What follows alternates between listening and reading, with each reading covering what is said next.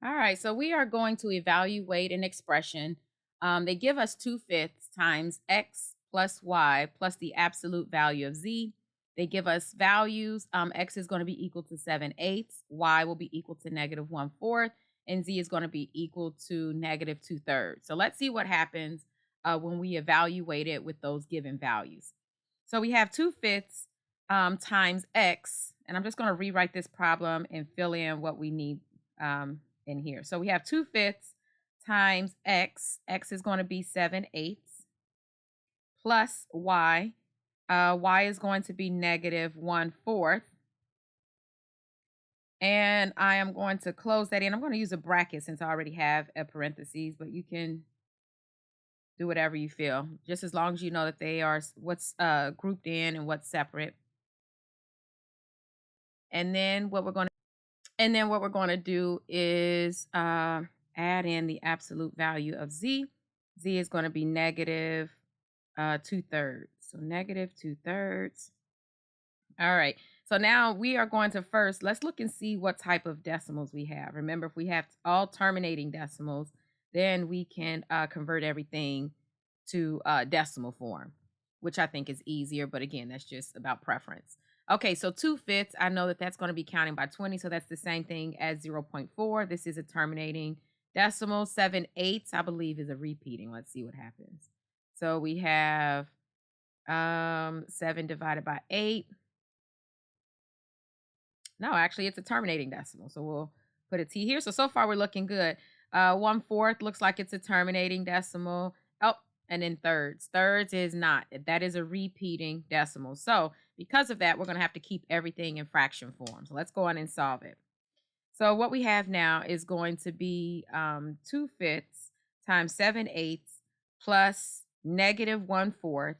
And then we're going to add the absolute value of -2/3. So let's go on ahead and write that down here. So we have 2/5 times 7/8 plus -1/4. And then we're going to add the absolute value of -2/3. All righty.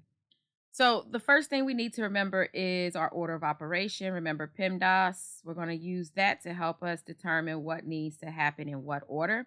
Remember that multiplication and division are partners. So whoever comes first, that's what we saw first. Addition and subtraction are the same. They're partners. So whoever comes first, that's who you saw first. So first, we're going to start off with parentheses. Do we have anything in parentheses? Well, we have this operation here happening within the brackets. Parentheses, brackets, they're the same in the same category. So let's first go on and start working with that one. So I see that we have 7/8, 7/8 plus -1/4. Oh, well, before we even get to that point, let's address something. I notice there's a double sign here, right? So remember our double signs, what we need to do with that is get rid of it. So that is going to make it look like it's being subtracted, right? So we should have 7/8 minus 1/4. Okay. Now, because we're talking about adding and subtracting fractions, remember you need a common denominator. So I'm going to find the LCD, which is known as the least common denominator. So I'm looking for multiples of 4, multiples of 8, and we're trying to see what we have in common. So 4, 8, obviously I know I'm going to be right there. So 8 is going to be my common denominator. Okay. So what I'm going to do is I'm going to rewrite this and have 8 for my denominator. And then my question is, what do I need to multiply 8 by to get 8? Well, that's going to be 1, right? And what about 4? 4 times what to give me 8? That's 2. So now I just need to fill in for my numerator. So 1 times 7 gives me 7. 1 times 2 gives me 2. And then remember to keep that operation. So we were subtracting, okay? Now what we need is to bring everything else down. We had 2/5, right? Times. Well, before we even bring that down, I guess we can still simplify this one, right? Let's get this to be just one number. So what we're saying is 7 minus 2. So 7 minus 2 over 8. And what do we get? 7 minus 2 over 8. That's going to give me 5/8. Okay. Now I'll bring everything else down. So we've got 2/5 times 5/8, right? plus the absolute value of negative 2/3. All right. So again, under PEMDAS, we're going to start with with the parentheses. We don't have any parentheses, not any operations happening within parentheses. We don't have any exponents, but we do have multiplication or division, right? We have the fractions here. So let's see what we can do with those two numbers here. Now, because we are multiplying fractions, remember you just simply multiply across. But before you do that, try to see if you can find any common factors so that you can simplify before you solve. So I notice here that I have 5 and 5. That's basically saying, well, 5 divided by 5 is going to give me 1, right? And of course, 5 divided by 5 is going to give me 1 here. So you can do what's called cross cancel. Usually what I'll do is just cross that completely out. That lets me know that that's done. That's just 1. But you can also do it this way if you want and just put a 1 there, right? Now let's look at the 2 and the 8. So what do we see with the 2 and the 8? I could divide both of them by 2's, right? So 2 divided by 2 gives me 1. That's going to be my new number here. And then 8 divided by 2 gives me 4. So my new number here is going to be 4. Okay, so I'm going to rewrite my fractions. So now I have 1 over 1, which is 1, but we'll still write it. And then I'm going to multiply that by 1 times 4, which gives me 4, right? Sorry, 1/4. All right, so that's what we have there. And if we simplify that, 1 times 1 gives me 1. 1 times 4 gives me 4. So now we have 1/4, right?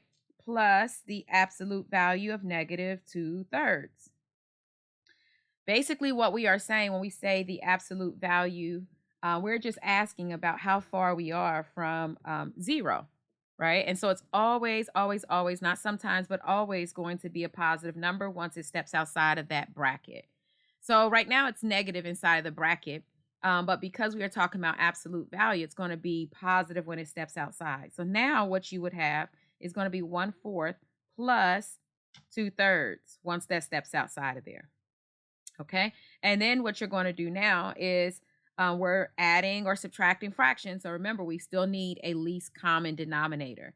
Now, one strategy some people may teach is like you can multiply your denominators, and that could be your denominator. So I could say 4 times 3, and that would give me 12, right? But for me, I like to just make sure sometimes that works as far as giving you the least common denominator, but sometimes it doesn't. So for me, I just like to write out my multiples. So 3 and 4, which in this case, 12 would be it, but I'm just going to show you. So we're going to say 3, 6, 9, 12, right? And I'm going to count out here 4, 8, and 12. What do they have in common? The smallest number is going to be 12. So that is our smallest number there. That's going to be our least common denominator for this example. So what I'm going to do is I'm going to write 12 as my denominator. And what do I need to multiply 4 by to get 12? Well, 3, right? And 3 times what to give me 12? That's 4.